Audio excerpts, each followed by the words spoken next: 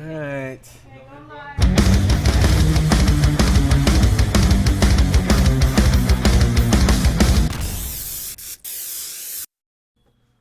Live from Salt Lake City, this is Heart of the Matter, where we do all we can to worship God in spirit and truth.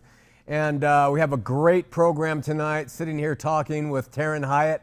Looking forward to the information she's going to give. I think you're going to be pleased with the content. We like to be content laden, and we have someone who knows what they're talking about in the area, the difficult, touchy area, emotional area of suicide. And so without further ado, I just want to say next week we have Christy Johnson. She's going to give us an update on everything that's going on. And remember, this Thursday night, downtown Salt Lake City, 6 o'clock, doors open. Correct me if I'm wrong, someone? 6:30, doors open. Thanks, Reed. At the Rose Wagner Theater, is that correct? The Rose Wagner Theater. They're going to be airing that film from the Emmy Award-winning producers, and it's called No Crime in Sin. And you're really going to want to see that. Support Christy. She'll be on next week. Following that, we're going to have Ryan McKnight for 3 weeks in a row, who is, of course, you know him from behind Mormon WikiLeaks and among many other things that he's behind. And then Mormon Leaks. And then we have Tom Stallings, and this is by virtue of Phyllis, who set this up for us. Tom is going to be with us for 2 or 3 weeks. And he's a child abuse advocate who's had firsthand experience with his own kids at the hand of religious leaders. And it's going to be fascinating. So this is all kind of dovetailing in with Christy's story and with Taryn Hiatt and her experience, and then what she's doing as far as the director of the American Foundation for Suicide Prevention in Nevada and Utah chapters with us tonight. Welcome. Thank you. She's suffering from allergies. She's not crying in my presence. That could happen though too. I do shed tears often. So thanks for taking the time. I know you're busy. No, I've tried to contact with her several times, and every time you go to her email, you send it and it comes back, I am out of town for the next 7 days in DC, or and she always gets back and everything, but man, she's a busy woman. Yeah. What we do, Taryn, as I explained, is we like to hear about our guests to some extent or another, your upbringing, mom, dad, siblings, where you grew up, and then just take us up to how you got involved with what you're doing. Yeah, for sure. So yeah, my name's Taryn Hiatt. I am a local Utah resident. I grew up in Orem and lived there my whole little life. I grew up in an LDS home, and my parents were married, and I grew up with a dad who suffered from severe depression. Only we didn't know that that's what it was, because then, and still sometimes today, you know, we didn't talk about that. My dad was a super successful, you know, local businessman, insurance agent. I mean, as kids, we didn't want for anything, you know, we had a really good life. I mean, I remember people used to always say that, oh, the Aiken family, you know, we were like this perfect family. Of course we weren't. Our hair just looked cute in church on Sunday because my mom did the ponies real tight. But, you know, it was a good life. But you know, things early on in our life, I knew stuff was happening with my father, and then I had some of my own experience. As an 8-year-old, growing up in Utah County, I did what all other 8-year-olds do. I got baptized. And I remember vividly that interview I had, you know, across from this bishop, and he's, you know, asking me these questions to determine my, you know, worthiness. And I remember him saying, you know, that as I undergo this ritual, I'll be washed clean of all my sins. And my little brain is going, what have I done? I'm 8. Like, what have I done that's so bad? And so I was kind of confused by the whole thing, but I did it. And then it wasn't too long thereafter that I started being sexually abused. And it was by a friend of our family, and it was a female. And so it was a very disturbing experience. I knew it shouldn't be happening, but it was. I didn't know what to do about it. I didn't know how to make it stop. I didn't know who to tell, so I kept the secret.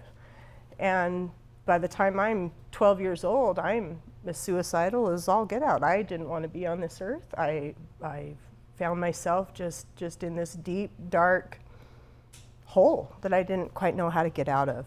And so, you know, I had my first suicide attempt when I was 12.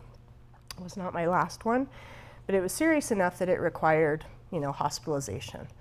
And so after I was released from the hospital, I went obviously to a psychiatric facility, and in that facility was the first time that I disclosed, what had been happening to me sexually. And of course, as I got the courage to say it, what I found real quick is all these other people in the room were like, oh, me too, right? Me too. And real quick, I learned, oh my gosh, I'm not the only one this has happened to. And then the therapist said, okay, well, now you're going to tell your mom and dad. And I was like, wait, what? Wait, I have to do what? And so I did, and I remember, the response was of course not intended to be hurtful, but it was, okay, I'm sorry that happened, but we're just going to move on, and let's kind of pretend that didn't. And I thought, okay, how do you do that? And so I didn't have a voice. I learned real quick that when bad stuff happens, why bother telling? Because when you do, nobody does anything anyway. That was kind of my experience. And so that led me into some pretty dark paths as a teen. I was using drugs and alcohol, anything I could to kind of cope with the stuff that had happened. And then during this time, my parents divorced, and my dad, I watched him kind of spiral in that same direction. When I was 21 years old, I was a single mother of this beautiful little baby boy that came to me out of just nothing but a sheer gift from who I believe is my God, my higher power. And that was when my dad had his first real serious suicide attempt. He had gone from, again, this super successful businessman that, had everything anybody could want and wish for, to someone who had now undergone over 22 surgeries and had all these health conditions that then led him to an addiction to opioids, and was going to lose his house and his cars and everything. And so he shot himself. And he lived. Ooh. He lived. And my sister and I took care of him after that for months, and tried to help him get back on his feet. But what was interesting is even after that attempt, he came home and it was like life just went on as usual. We didn't talk about what had just happened. We didn't even address it because we didn't know how. And 5 years later, as he was working the graveyard shift at 7-Eleven, doing anything he could to scrape by, living in a tiny 2-bedroom basement apartment from living in this $1 million home, taking 30 Ambien a day, and that's what he was given by these doctors, recklessly, in addition to the OxyContin, the Neurontin, the other stuff. It was a night in October. It was October 4th, and I had gotten a phone call from him about 2 o'clock that morning. And of course, I'd had several conversations that week with him where he'd call, and again, the Ambien, he wouldn't remember that he'd called. And we'd have this same conversation, right? And it was frustrating. It was hard, and Dad, nobody broke into your house again. It was just you that got up, just kind of these weird things. So I didn't answer the call. I ignored it. And that next morning, as I made my way to work, I had that strong impression that said, you need to go check on your dad. And I worked at JCPenney at the time, and it was our biggest sale of the year, and my boss was like, you can't leave. And I remember just saying, I have to. And as I made my way up State Street from Provo to his home in Orem, the whole way I kept kind of talking myself out of it, going, okay, you're going to get there, he's going to be fine, this is ridiculous, but I still knew I needed to go. And my dad always used to tell us as kids, I'm like Tom Bodette, I'll leave the light on for you. And so when I pulled up to his house, the first thing I saw was the light. And so again, I went, see, he's good, you're silly. And I parked the car and got out and went up and knocked on his door, and there was no answer. And then I had this voice, just as clear as you and I talking here, that said in my head, it said, Taryn, open the door. So I opened the door, and then it said, Taryn, there are 5 stairs in front of you. You're going to walk down those 5 stairs. And then you're going to turn to the right. And when you do, you're going to see your dad. He's dead, but he needs you. And I kind of went, wait, what? 1, 2, 3, 4, 5. Whoa. And that was that. I found him. And I have such a tender place in my heart for that experience. You need to know that, because there were so many times that he had found me like that. And I was grateful it was me. It wasn't a stranger. It was his daughter. It was someone who loved him. And as one by one my family members started to come, as his siblings started to come, we had to reconcile what had just happened. Our dad had just killed himself. He had killed himself. And we started having those conversations. What do we say? What do we tell people? And by no means were we the only family grappling with this. It wasn't that we were ashamed. We didn't know what to say. What do you tell when somebody kills themselves? This was 2002. And so I remember, just being really determined that, what, we're going to be honest. We're going to be honest. We're going to tell exactly what happened, because he's been silenced his whole life. Nobody's ever let him be. And so we were open. We shared that he died by suicide. And I happened to get online looking for support for myself and my family and my siblings, and it was way back in the day of AOL dial-up. Do any of you remember this? Mm-hmm. None of this OK Google and Siri stuff. This was AOL. And I just remember typing in a search bar, suicide. And what came up was this organization called the American Foundation for Suicide Prevention. And I just clicked on the site. I started reading. And the reason I started reading is because, when he died, we had so many people say things to us like, how selfish of him. What a coward. Wow, he sure took the easy way out. How could he do that to you kids? Now, because I'd had my own experience, I knew exactly why. I knew why he did what he did. I watched that descent for years. We just didn't know what to do. I wasn't surprised when he killed himself. We knew it was going to happen. We just didn't know how to stop it at the time. So I just wanted to learn everything I could so that, one, I could have something to come back at these people rather than, that's what I wanted to do, but you can't throat punch people. It doesn't go over well. And so I just made it a vow that I was going to do everything I could to make sure no other daughter had to lose her dad. And real quick, I learned that Utah didn't have a local chapter of this organization. This is a leading nonprofit based out in New York City that has chapters all across the U.S. And at the time, majority of the chapters were back east. They didn't have very many out west because it started in New York. So that made sense.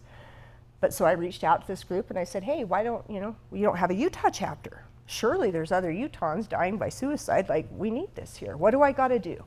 They said, well, you need to do what we call an Out of the Darkness walk. That's our signature event that helps you raise money so that you can have funds to be able to do education and, do support for survivors and advocate. Those are some of the key things our chapters do. I said, okay, I can do that. I can plan an event, sure. And so I remember I held our first Out of the Darkness walk on the anniversary of my dad's death, and he died on a conference weekend. And his first attempt was also on a conference weekend. Okay, and there's no irony there. Now, I'm not saying that it's because of the church that he did that. I'm saying that for him, having this untreated mental health condition, this addiction, this guilt and shame, as an LDS man, he felt unworthy. He felt that he wasn't good enough. He wrote those things. We saw those in letters that we found after he had died, that he felt like God must be really disappointed in him because he couldn't overcome the addiction and the depression. And so that's why I say there was no irony there. I think those were times that maybe the religiosity of that event brought up for him his own shortcomings. And so anyway, we held that first walk on the anniversary, and again, I did it in Utah County, and of course it was conference, so people were busy. They didn't come. I get it. So we didn't do it on conference weekend again. We started doing it in September, during Suicide Prevention Month. And anyway, needless to say, that first walk we had 50 people, mostly my friends and family, my students, people I strong-armed and said, you're coming. It snowed, as Utah weather does, right? It snowed that day. I was like, oh, you gotta be kidding me. We raised maybe $2,000, but it was our start. It's how we started to bring this chapter. We were officially chartered back in 2010, and as a volunteer, I just gave my time and energy to doing the walk, to growing it, and to educating. And this last year was our 12th annual walk. We held it at Liberty Park because we've outgrown every venue we've been at. And we had 6,907 people come out and walk, and we raised $307,000. Wow. And when I say that, what you have to understand about that walk is the money that's raised, it's not like we had some big corporate sponsor that came in and said, here's a check. You know, did we have some? Yes. But the majority of that money was families who had lost somebody or had struggled themselves or whatever, that connection that they said, okay, I can't get my loved one back, but by damn, I'll raise and give $1 to this organization that's going to help us better understand how we help people. So that was powerful. And I've just been thrilled over these last, 17 years. I always say I'm on a mission now, and it's not a mission I would have chosen, but I am determined that we have to change the conversation around suicide. And so that's what I've been doing. What an introduction. What, starting from there, has to happen in the changes of conversation? Yeah. So, it's interesting, and I love the flyer you just showed about, what did it say? No sin is a crime? Is that what it said? No crime is sin. No crime is sin. Thank you. That's the first aspect. So suicide is a health issue, okay? Suicide's a health issue. We don't treat it like a health issue. It is not recognized still to this day as a health issue. In fact, most religions still believe and preach that it is a sin, that it used to be a crime. I mean, you used to be criminally charged if you made an attempt on your life. Think about even historically some cultures where they can't even have a burial. They're not allowed to be put in the ground, have a funeral if they die from suicide because it's considered, a stain on their family or their honor. So historically, the way that we've approached suicide has been that it's this moral failing in the person and again, a criminal act or a sinful act. Well, what I knew early on is if we keep saying, again, you're a sinner, you're going to go to hell, or you're a criminal if you do this, how are we ever going to get people to come out and say, I'm contemplating suicide, I'm thinking about it? If you're telling me I'm going to burn in hell or whatever, for feeling that way. And so that's been a huge shift. So even language, we don't use the term committed. You'll hear that all the time still. People commit suicide.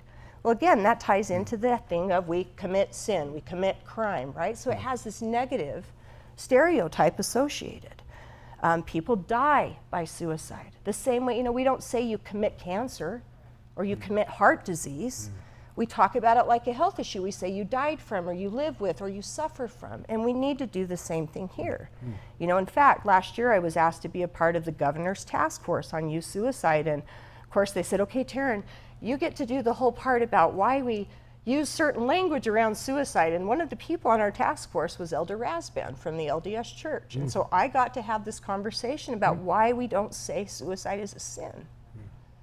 And if you watch anything that's happened over the last several years, last year they came out with a series of videos in which one of the apostles made the statement that the church would no longer say suicide is a sin. They know that to be totally false. And my heart sobbed because I went, finally, think of that. What that's done for individuals who've lost somebody, that they've lamented over the soul or the fate of their loved one when, again, we know that, no, it was a health issue. So I think that's one of the first key things that we need to focus on. If it's a health issue, we talk about it like a health issue. You're not ashamed to tell me you're thinking about it or struggling with it any more than you would be for any other health issue. We provide support, we get treatment, it's accessible for all, and there's good care, right? That's where it starts. Do you distinguish when you say healthy issue relative to people who die by suicide between mental health, psychological health, biological health, social health? Absolutely. Everything can play a role. Yes. That's something else that we have to understand about suicide as a cause of death in general. It's so complex. Yeah. People try to minimize it often, right? Oh, it was because they were bullied, or oh, it's because you're gay, or oh, it's because you have depression, oh, it's because you have schizophrenia, oh, it's because you have a chronic health. No, a lot of times it's all of that happening at the same time. Historically, through research, we do know that majority of people who do die by suicide at the time of their death did have a diagnosable mental health condition. And most often, what do you think the mental health condition was that people suffer from who go on to die? Depression.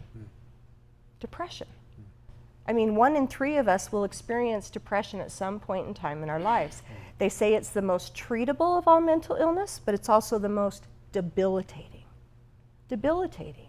Because again, that organ that's responsible for responding to stress and getting up and eating and getting in the shower and doing day-to-day activities isn't functioning.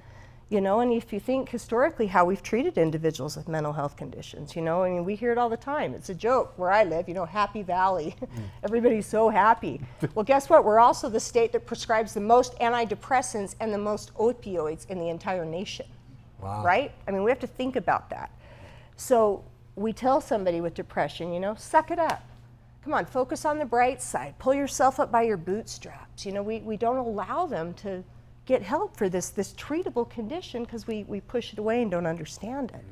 So there's a lot of work, but you're right, there's so many things. It could be psychological, it could be emotional. You know, yes, it could be that breakup or that stressful thing that happened, but usually there's underlying stuff. In fact, you know, the CDC came out with a report just last year that shared that, you know, again, one of the leading contributors to suicide is substance use and substance use disorders. You know, we know that about 1/3 of all people who kill themselves were intoxicated at the time of their death. You know, alcohol is a depressant. We understand that. We know if you've ever engaged in adult beverage drinking, sometimes you do things you wouldn't normally do when you were sober. You know, so we understand that there's an inhibition that can take place there. And, you know, I look at my own father's experience, Ambien. You know, Ambien is the leading drug found in toxicology reports of people who die by suicide. Wow. The leading.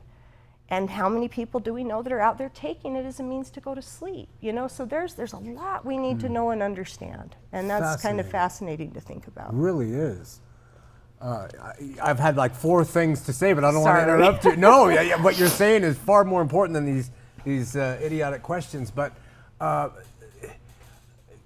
one thing, just for me to go back in my mind, do you think because of your genetic predispositions, do you think because of your father's genetic makeup, whether you had been molested or not, hope I'm not getting too personal, do you think you still would have had the ideations and the attempts? Yes, I do, because it is genetic. Suicide does run in families, and because I've also now witnessed it happen in both of my children. And so we know, depression runs in our family, and we have to recognize and we get help. But that's what's been nice, is because of my dad, I know all about it, and we talk about it. So when my kids were struggling, I could recognize, I could ask, we talked openly, they could share, and we got them the help they needed quickly, rather than them struggling with this thing that they kept silent or to themselves. So absolutely, I think genetically it could have still happened, because I've seen it. So you've made me think, and I'm kind of going a stream of consciousness with you, because all this information. It sounds like the great, maybe not antidote, but is talking. Yes. Because you said with your kids, you see it, you talk. So we have this program, and it's with AFSP, and we call it Talk Saves Lives, okay? There has been this myth for years, right, that if we talk about suicide, it will give the idea, therefore that's why we don't discuss it. And I jokingly say this, but I'm serious, especially here in Utah. We also thought that about sex. We don't talk about it, kids won't do it. Well, I was doing it anyway, even though nobody talked to me about it, but I wasn't educated, right? Had somebody maybe sat me down and given me the skinny and the 101 on what could happen, and what I was doing, I might have made different choices. Maybe not, but at least I would have had the information. And what we've seen is, again, us not talking about it has not given people that are struggling the permission to say yes. And so what I always share that I think is really important, and Einstein said it best, you know, he said that the consciousness or the brain that creates the problem can't solve it. And all of us have had an experience where we have been stuck in our head trying to figure out the solution to something, whatever it is, and for the life of us, we're stuck, right? But then the minute we go, okay, I'm going to be brave, I'm going to put away my pride, and I'm going to ask, I'm going to tell somebody, and you go, okay, and instantly they offer you a perspective or a solution that you hadn't even thought of. Who's had that experience? You know, and that's what we're talking about here. You know, when a person is in a state of suicidal crisis, Their brain can't come up with a solution. In fact, the brain actually goes into fight or flight mode where it says, I remove you from the situation, pain stops. It really is almost a protection of the person. And that sounds weird to people because what they're doing is actually taking their own life. But the brain is trying to protect itself. You know, I always tell the story of 9/11 because I think this makes so much sense. If you've never contemplated suicide or been there, and maybe you don't quite understand why a person could feel that way, think back to 9/11 of 2001, right? I remember sitting on my couch, feeding my baby her food, watching Good Morning America. When I saw the planes hit the towers, I watched those towers start to burn, and what did we see the people at the top start to do? They jumped. They jumped. You know, by definition, they took their own life, they died by suicide. Yet none of us sat on our couch and said, oh my gosh, you coward. Wow, how selfish of you. You sure took the easy way out. Like, we didn't say that. And if we think about why, you know, did they jump because they wanted to die? No. They jumped because in that moment, their crisis point had been reached. They were desperate to get away from this painful, awful experience. And their thinking wasn't rational. They're not going, you know, I mean, it was a impulse, you know, save myself, get away from this. And that's what it's like to feel suicidal. You know, I always tell people, you know, when I was suicidal, it really had very little to do with dying. It wasn't that I wanted to be dead. I didn't know how to live with what was happening. And I just wanted to get away from it. I just wanted it to stop. And again, in my own little mind, I didn't have another solution because I wasn't talking about it. Had I had somebody that would have allowed me to share, man, this is what I'm thinking, this is what I'm feeling, again, maybe I could have talked through some other options. Wow. So that's why the talking part is so powerful. And the chapter that you founded here in Salt Lake and Utah and now Nevada that you're over, it's mostly about teaching people how to talk? Yeah. So we teach people, again, the causes of suicide. What do we know? You know, what's the research tell us? And a lot of that is what I just kind of talked about, you know, and then we talk to them about prevention. What strategies can we use? How do we keep ourselves safe? How do we take care of ourselves and prevent others? And then really the role that we can play. So we do a lot of community education. You know, for years, it was me basically trying to create this awareness about suicide. I would think that all of us today are pretty aware suicide's a problem, right? Like, we don't need to be aware of it anymore. So I don't have to do awareness as much as I need to do education. Here's what we do about it. And so that's been a huge focus of our organization, is to give people tools for how do I recognize when somebody's there, and what do I do about it? What do I do to help? I want to get back to those tools. Yeah. But let me ask you this. You mentioned substance abuse is involved in at least in a third of the suicides. You may not know, maybe you do. What comes first? The substance abuse and then the suicide, or the desire for suicide and then the substance abuse? Do we have any statistics on that? You know, so it's interesting. Usually what they'll find, and this, let me just give you a little history kind of about mental health in general. We know that on average, most individuals who will experience a mental health condition have their first onset of symptoms by age 11, okay? And 1 in 5 of us in our world is going to experience a mental health condition. So 20% of the population. Most of us experience first onset, age 11. Well, what else is happening around age 11 in the body? Puberty. So chemical changes. So again, it makes sense why the brain might experience some chemical change or stressors or things that it's not sure how to regulate. Well, when do most youth start experimenting with drugs and alcohol? Same time. And what we find that a lot of individuals who have a substance use disorder, it began or they started experimenting because they had some other underlying mental health, whether it was depression, anxiety, something that, again, when I took in that substance, changed how I felt. I felt better. Now, was it the substance we wanted to treat it? No. But again, they got the relief. So then that's where substance use becomes an issue, because now I have this dependence on something that is making me feel better in that moment versus maybe learning how to manage. So what we know about mental health is that majority of individuals will also live with a mental health condition undiagnosed and untreated for up to 10 years. That's like being stage 4. We know once we get to stage 4, treatment doesn't work as well. So if we can identify it sooner, we recognize it sooner, we get help sooner, that would eliminate a lot of the substance use that we're seeing. It would eliminate a lot of that co-occurring that we see. So I think it starts more for a lot of people with maybe a stressor or a mental health, something underlying that the substance then comes in, but then the two just compound and build off each other. And obviously when I'm intoxicated and not doing well, my safety is at risk. It is at risk. Can we say there's a general rule of thumb? Because I unfortunately like to compartmentalize so I can understand. Yeah. Do circumstances, are they usually the thing that push us right over the edge? Yeah, so that's again what's kind of interesting is we know that again, if you think of the risk factors for suicide, we talk about health conditions, so that would be mental health, physical health, right? We talk about, my brain just left, environmental stuff, so again, stressors that are happening in our life currently, and then we talk about history, family history, you know, and do you have a family history for some of this?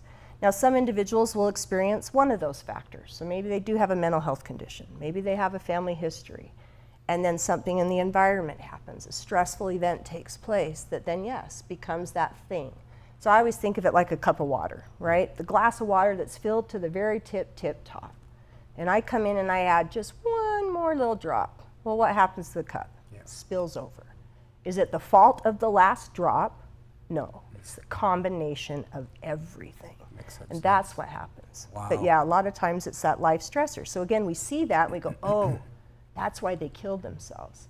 But what we don't know is there was probably a lot of stuff happening, you know, and in our society, something else I always say, you know, if we were great about being honest and vulnerable about the real stuff that's happening, and we're not, and that's just the way it is. You know, that's why people are sometimes so surprised when a person dies. They're like, but I had no idea. Well, yeah, because we don't talk about the ugly stuff. We don't sit and share the real stuff that's going on with each other. We want to have this image of I got it all together. And we would do well, I think, to be a little bit more vulnerable and open about what's really going on. They hired the right spokesperson to do your job. You're nice. You do a great job at this. Just really quickly, the McCraney family, both grandmothers attempted suicides, older brother suicide. Yeah. The ideations in McCraney's is almost a weekly thing. Yeah. Does ideation mean action? No, and that's a great point. Again, lots of people will have thoughts of suicide. I mean, most of us can admit that we've had the thought at some point in time in our life, right, of I can't do this anymore or I don't want to do this anymore. And then some take it further where they start contemplating and thinking about not being here and that how and maybe when. But a lot of individuals don't ever go on to actually act on those thoughts. And again, that would be based on what do you have as a support? What do you have as skills? You know, do you have a source of connection? Do you feel like you have a purpose? You know, there's certain things that will mitigate us, you know, thinking. And then, yeah, do we always act on it? You know, I always say too, I don't act on every thought I have throughout the day. I mean, if I did, I'd be in jail. I wouldn't be here because I'd be running people off the road or, you know, flipping the bird when I get cut. I mean, come on, I have thoughts that aren't normal. All of us do. I don't act on every thought that I have. But that also is because I've also had to learn not to, right? I had to go to therapy. I had to learn skills so that I didn't act all the time on the thoughts. You know, my brain still today, because suicide was a thought that I had, because I did act on it multiple times, I reinforce that as a thought pattern that my brain has. So you bet when days are hard, when life gets dark, does my brain go back to that? 100%. And it says, okay, here's the solution. And then I have to go, no, wait a sec. We don't have to do that because you actually have other things that you can do because you've learned other things you can do. And one of the first things I have to do is tell, right? I have to say, okay, here's where my brain is. Right now, my brain does think. I can't do this anymore. Help me not to do what my brain is telling me. Who do you tell? You know, I have a safety network. I'm currently married. That took a long time. Poor guy. But you know, my husband is somebody I can be honest with most times. Sometimes not, and that's okay too. Because sometimes we know if we contemplate things like that, we feel like we burden others when we have to tell them that. And so I have safe spaces. I have safe people. I have a great friend. I have a therapist I know I can be honest with. But you do need to identify, and I think all of us do. We all need to identify people that if we were there, we could say, hey, here's where I'm at. And just talk about why. Just talk about why. So absolutely identifying people that you could speak to. So. There's one tool to go to. What else? So a couple things, if I were to kind of give you some ways to prevent suicide, and let me preface it by saying this, because this is important, especially for those of you in the room, because I can see you, so we can participate. How many of you guys know somebody who's died by suicide? Raise a hand. Those of us who do, especially when we hear the term suicide is preventable, and even some folks will go on to say that it's 100% preventable. As somebody who's lost a loved one, when you hear that, it makes you go, great, well then we blew it. And suicide is the only, and this is true, the only cause of death that those of us left behind attach all this personal responsibility for our loved one. When our loved one dies of cancer, we don't say, oh man, if I wouldn't have said that thing to him, oh, if I would have just called one more time, or oh, if I would have done this. Like we don't do that with other health conditions, but suicide, for whatever reason, we attach this kind of personal responsibility. So I think we need to start letting ourselves off the hook and again understand it's a health condition. There are things we can do to prevent, yes, but just like other health conditions, even doing everything right and doing the best we can, people can still go on to die, and that's the reality. And so the prevention kind of comes in a few forms. First we can look at for ourselves, what can I do? We talk about risk factors, right? Things that can happen in my life that put me at risk. Well, we also need to look at what can I do that protects me? Having a family that supports me or I feel a part of is a protective factor. Now, are there some of us who have families that are not our support? Yes. And we have some individuals in our communities who families reject and kick out and push away. So sometimes family isn't. But can we find a sense of community and a group of people who have our back that isn't our family? Yes. Taking care of your brain. Doing something for your brain every single day that allows it to just go. How many of you have noisy brains? Because I do. Like meditation sometimes is great. Going for a walk, right? Turning off your phone and ignoring people. Whatever, reading a book, running. There's lots of things that people do for mental health care. Could it be seeing a therapist? Yeah. Does it have to be? No. But something that allows your brain to just kind of go, cultivating the ability to problem solve. This is something I think is so important for, again, us as individuals to think about and practice. I always joke, I'm a fixer, and I am. I want to fix people. When I see people struggling, I want to go, okay, here's what you're going to do, and this is it, and as soon as you do it, you'll be good, right? I want to fix people. When I fix, I don't allow you the opportunity to figure it out for yourself. And that's hard, especially when it's somebody we love, to allow them their struggle. But think about it. How many of you have also gone through something really ugly, but when you got to the other side, you were like, look at me. And you realized what you were made of, right? And that's where we build resilience.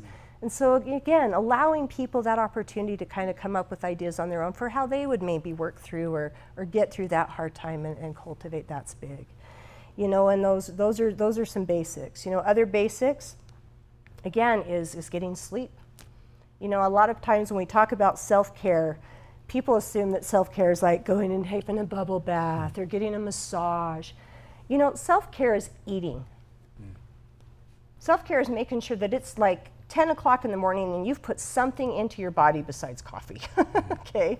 Or, you've drank water throughout the day, that you're sleeping at night, And again, I think sleeping for a lot of us is a skill. How many of you, is that something you've had to learn, like how to allow your body to rest and turn off?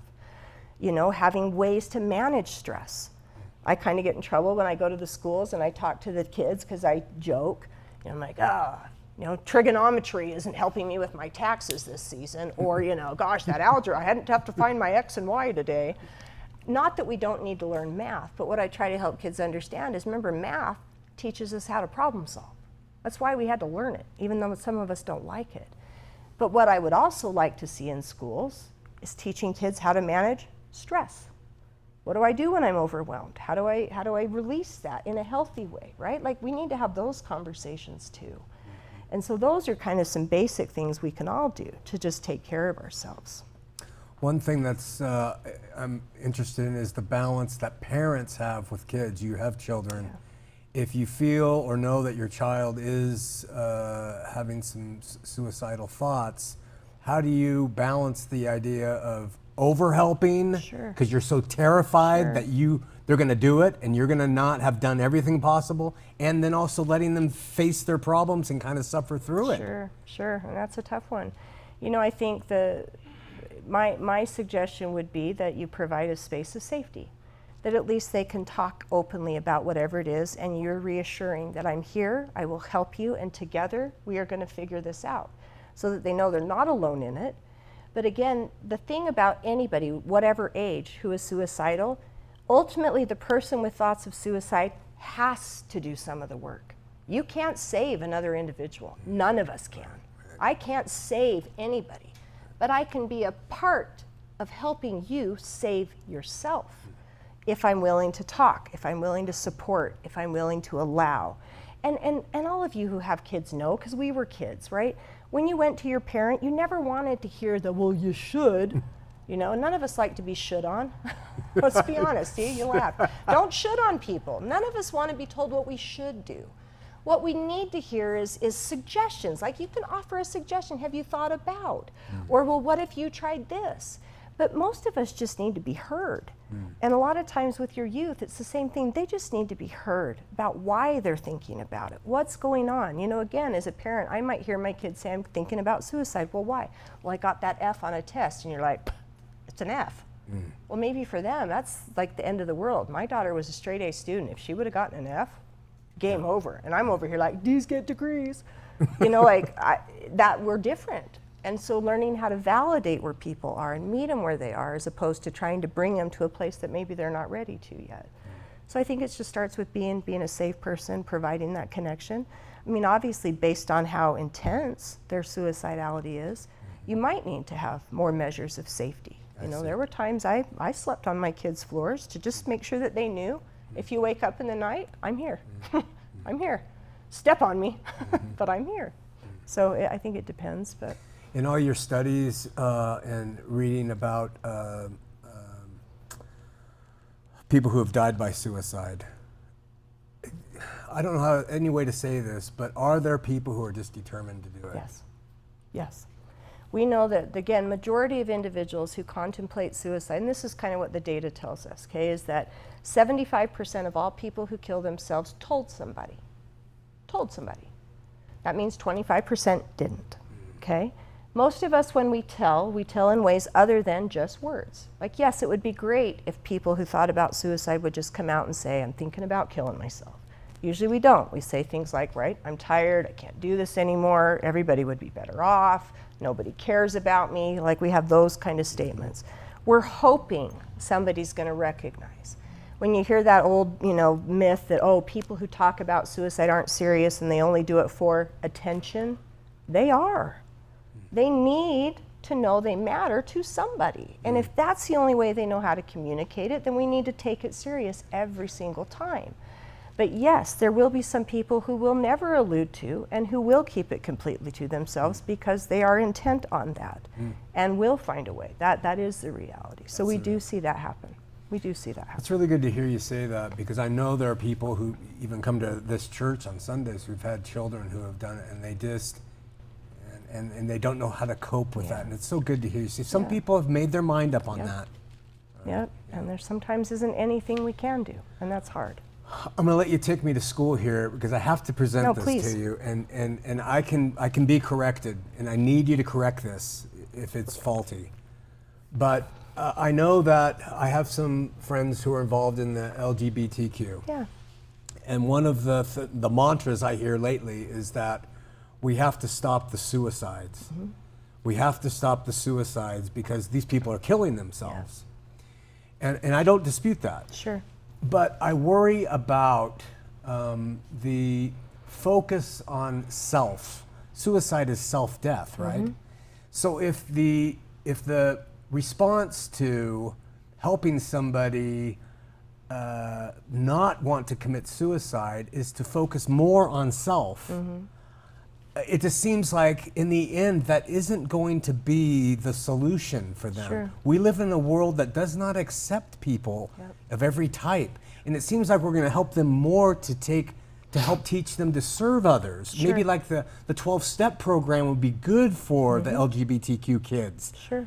But what are your thoughts? Am I off on that? No, I don't think you're off at all. So something that's interesting, and again, something we need to be mindful of as we talk about suicide, especially specific to certain population, it's not because people are gay that they're killing themselves. Okay, so me being or identifying as LGBTQ plus is not why I go on to die by suicide.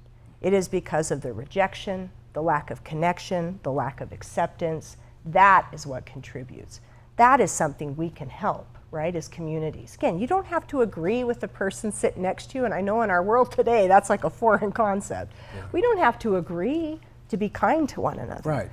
And I think 100% there is so much to be said about when a person is struggling and really intent on, or in their head, is learning how to get outside of themselves and focus on something else, because it does draw you away from that thing or whatever is distressing. So being of service, doing something for somebody else, we all know that it makes us feel better. And the same is true for folks who are contemplating or struggling. Now, they may not have the capacity in that moment to really do something big and bold, but I do think that that's always something we can encourage is hey, sometimes when I get outside of me, when I look at someone else, right, or I listen to somebody else's story, then I realize either one, I'm not the only one. I mean, I always say this too. If we were all to throw our little lives up here right in a pile, we'd all pick our own back up any day of the week. Oh, yeah. Actually, mine's not so bad. I will take my crap over yours any day of the week. We know that. Even though sometimes it feels like it's so awful. So sometimes being around others and hearing other people's stories is powerful, because you go, oh, okay. And that's something we need to cultivate. And again, especially within that community, allow them to be around others. We need individuals who do identify as lesbian, gay, bisexual, transgender, whatever, who have struggled and have overcome, to share that. Just like you, if you've struggled with anything, share that, because that empowers others to go, oh, okay, you did it, I can do it. And we help each other that way. That talk. We help each other that way. The state of Utah, are the statistics correct in the, I've heard different versions. Sure. And I've heard that altitude is part of the reason. What do you think of that? So Utah has consistently ranked in the top 10 for suicide for the last 30 years. Okay, us and every other Rocky Mountain state. We live in what they call the suicide belt. And some of the things that are consistent in that suicide belt, so again, this is us, Idaho, Montana, okay, Wyoming. Yes, we do have higher elevations. There is research that does show that high altitude can increase depression. It actually can affect the way antidepressants work on some individuals. But again, elevation hasn't changed in 30 years, so we can't keep saying that it's because of the elevation. There's obviously other factors. We also have places in our state that have very rural communities, right? Little access, if any access, to care. I mean, I joke when I say this, but some places don't even have a Walmart. Like, we have a Walmart here. We also have a hospital. We have mental health services. We have stuff in Salt Lake City and some of our real, like urban cities. We have access to stuff. Where again, if you're out in Duchesne, or let's say you're in Price, you just might not have as easy of a time getting access to some of the services that we do. And something else that, again, I know people don't like to have this conversation, but we have it, is in, again, these Rocky Mountain states, we have a lot of access to firearms. And that's just the reality. Most households in the state of Utah have guns. So even in our state legislature a couple years ago, we had a bill passed that initiated a study on firearms and suicide death in the state of Utah. And here's what we found. We found that 86% of all gun deaths that occur in our state are suicide, okay? Now that's important. Again, that doesn't mean you can't own a firearm. Of course you can. It's your Second Amendment. Nobody's trying to take that away from you. What it means is, if I own a gun, I need to be aware that the majority of individuals who die from gun deaths in Utah are killing themselves. So people who have access to a firearm that might be in crisis, that's where we have an impact. And really, we have a huge opportunity to reduce suicide if we did two simple things. Lock the dang thing up, and that does not mean leaving it loaded and accessible to somebody, putting it in a safe, putting a trigger lock on it, or again, limit access, and if you need to remove it temporarily from the home. Because what happens is, we don't always know when crisis is going to occur. It would be awesome if you knew, hey, guess what? Tuesday at 4 o'clock, that girl that you love is going to dump you, and your life is going to be turned upside down.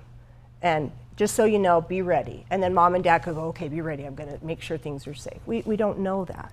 So by taking measures to just provide safety in our home, right? Being aware of what people have access to. Same could be held true for medications.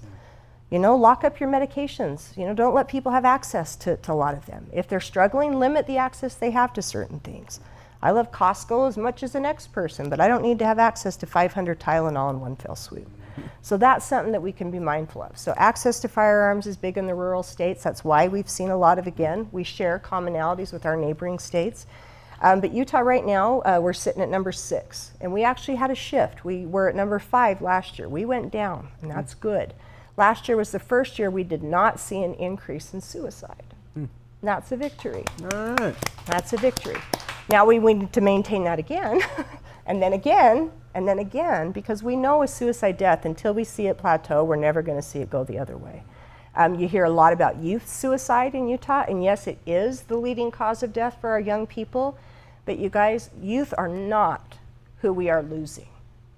The majority of the suicides that take place in our state are middle-aged white men, okay, to the tune of almost 50% of all suicide deaths. Middle-aged men. And so we need to figure out, how do we better get men to be able to talk openly, to share, to get services, to connect, to whatever, because that's who we're losing. That's the bulk of the suicide deaths in our state. So we got work to do. So let me ask the hard question, which is on many of our viewers' minds, is, do you think the LDS Church plays a role in? Sure. So I'm always very mindful to never blame any one specific organization. What I think the challenge is within the state of Utah is, because we have a predominant religion that most folks participate in, then what that does is that means we're very, homogenous. We don't have a lot of diversity. So for individuals who maybe don't subscribe to that, or don't participate in that, might feel excluded or left out, those contribute to thoughts of suicide, yes. Because this church and a lot of the individuals and members who participate hold themselves to a very, very high standard, we have a huge perfection problem in the state of Utah. And I think we need to own that and acknowledge it. We do. And again, it's not bad to have standards and morals, of course not. I mean, any religion teaches those kinds of things. Those are good. Religion is typically a protective factor for people. But what if I make a choice or a sin that maybe puts me outside, or I feel excluded or judged or left out? We saw that with the LGBTQ community. That policy that excluded, we did see individuals contemplate and go on to die. Again, was that the only reason? No. But was it a contributor? Yeah. So we just need to figure out and be more mindful for, how do we help people feel included, a part of something, if that's not maybe what they participate and believe in. That's a really fair assessment, bringing that all together. And I just remember when I was LDS and active, at least then, it was a while ago, but the mindset for a man would be, if I get to the point where I'm looking at porn, if I filed for bankruptcy, if I've had an affair, the church is going to punish me in so many different ways, that if that church is your life, suicide is a really viable. Absolutely. So I think that you made some really good insights there. So if somebody in the audience has somebody, themselves or someone, not themselves, because you talked about that, but what do you do if you meet someone who's suicidal? So we always say, if you recognize that somebody's struggling, trust that gut, that intuition. We all have it. Again, call it what you want, Holy Ghost, Spirit, whatever you want to call it what you want. But we all have that ability to connect and recognize other people. When you sense that something is not okay with a person, ask. Have a willingness to have a conversation. I always say, have a willingness to be nosy. You could be off base, you could be wrong, but just taking time to have a real conversation that says, are you okay? And then sit and actually be willing to hear the answer. And if the answer is no, I'm not, talk to me about why. Tell me what's going on. You know, ask the question. You will not put the idea in their head if you say, are you thinking about suicide? A lot of times what we'll see is we'll see some of those warning signs, right? They're talking about it. They're behaving in a way that's different for them, things they don't normally do, giving stuff away, right? Saying their goodbyes. Their energy is heavy. They're maybe humiliated because they did, let's say, get caught doing something. You know, you can say, hey, you know what? Sometimes when people get caught looking at porn, they feel so ashamed that they might think of killing themselves. I wonder if that's true for you right now. Have you thought about that?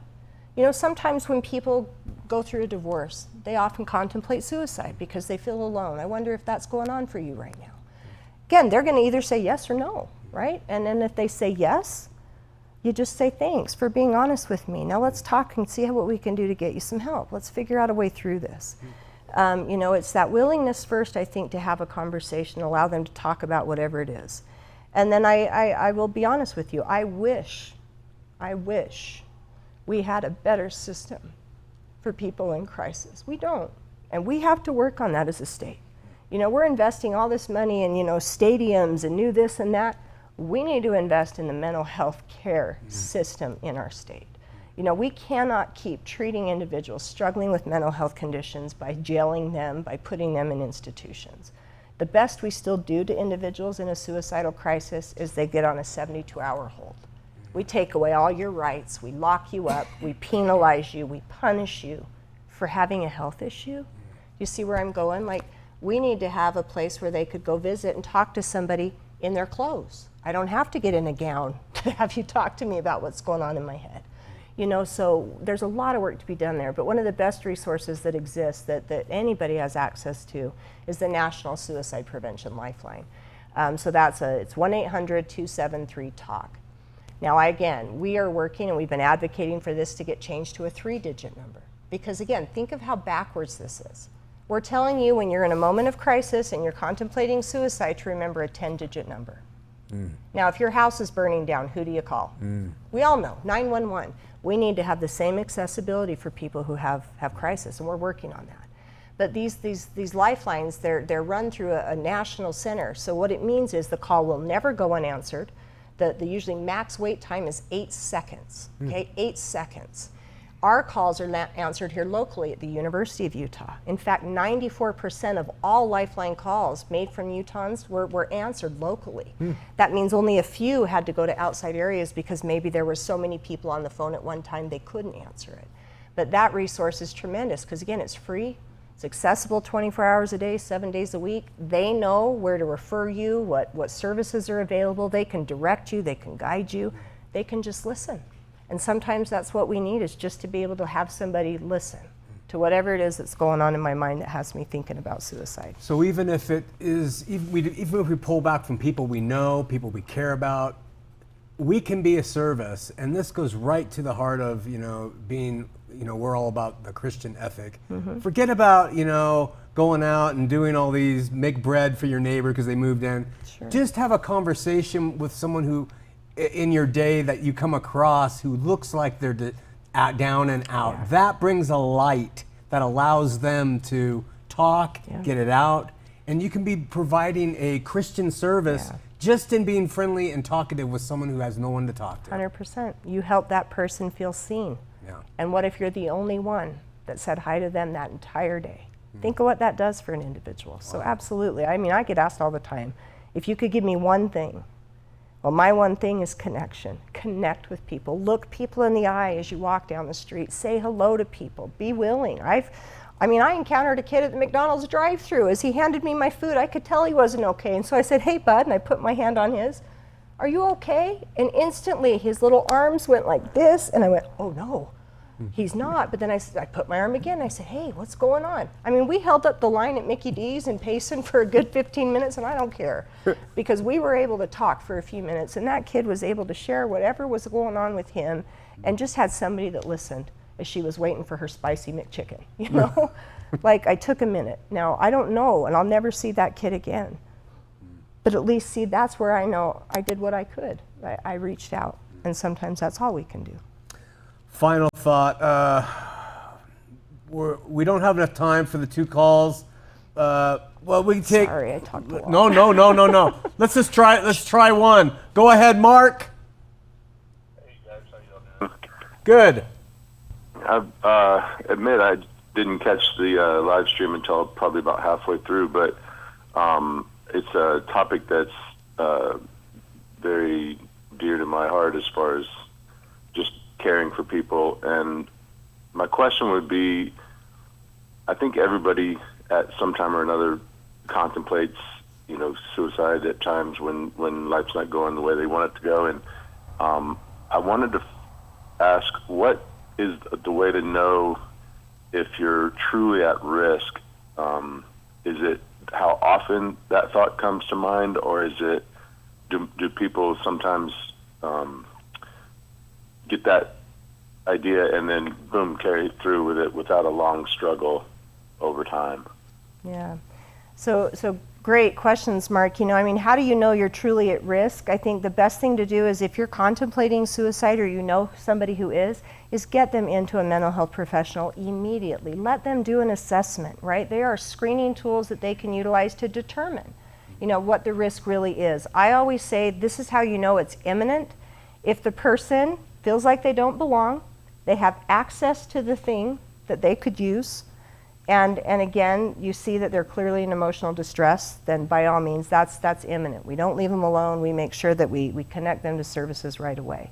I think if you contemplate it at all, even if it's fleeting, start finding who can you talk to about why, and what is it that's happening that brings that feeling up? Because obviously there's something that's activating you. Let's see if we can figure out what that is, and maybe start getting some support for some of those thoughts. But I always tell people, man, suicide is a life and death issue. If you're thinking about it, tell somebody, and tell as many people as you have to till they take you serious, because you never know. You never know when it might be too far. And sometimes we don't realize in ourselves how far gone we are until, it gets really, really bad. So I think the sooner you recognize it, just start getting support right away. Thanks, Mark. Really appreciate your call, brother. Okay, take care. You too. Listen, really quick before I want you to wrap up with final thought. Sure. But I want to, we ask sometimes, hey, do you have someone you know who would come on the show to contribute? We have a mutual friend named Sunny Brandeis, and she went to high school with Sunny. I know Sunny from Heart of the Matter show, and I actually married her and her husband. But awesome. Yeah, she just said, there's a great person you should have. She messaged me, and I said, oh, and we just contacted that way. And look at that. Look at what happened. You guys are smart. You have friends and people who are experts and can articulate really important things like this subject tonight. So please let us know, and we'll follow up on that, and we'll be talking more about that next week. Taryn, so grateful for your time, your expertise, the good that you've done in the hearts of our viewers and the people who will watch in the archives for years to come. I appreciate Final it. thought. My final thought would just be this, if you right now are thinking about suicide, please just tell somebody. Tell somebody. Because that lie in your head that's telling you you don't matter and everybody would be better off is just that, it's a lie. So let us help you, let us love you, let us figure out together what we can do to get you through this. You aren't alone, even though it feels that way. So please, if we don't know, we can't help. So have that willingness, dig deep, and find the courage to just tell somebody, because we need you here. We need you here. Thanks so much, yeah, my sister. thank you. Appreciate We'll that. see you next week here on Heart of the Matter.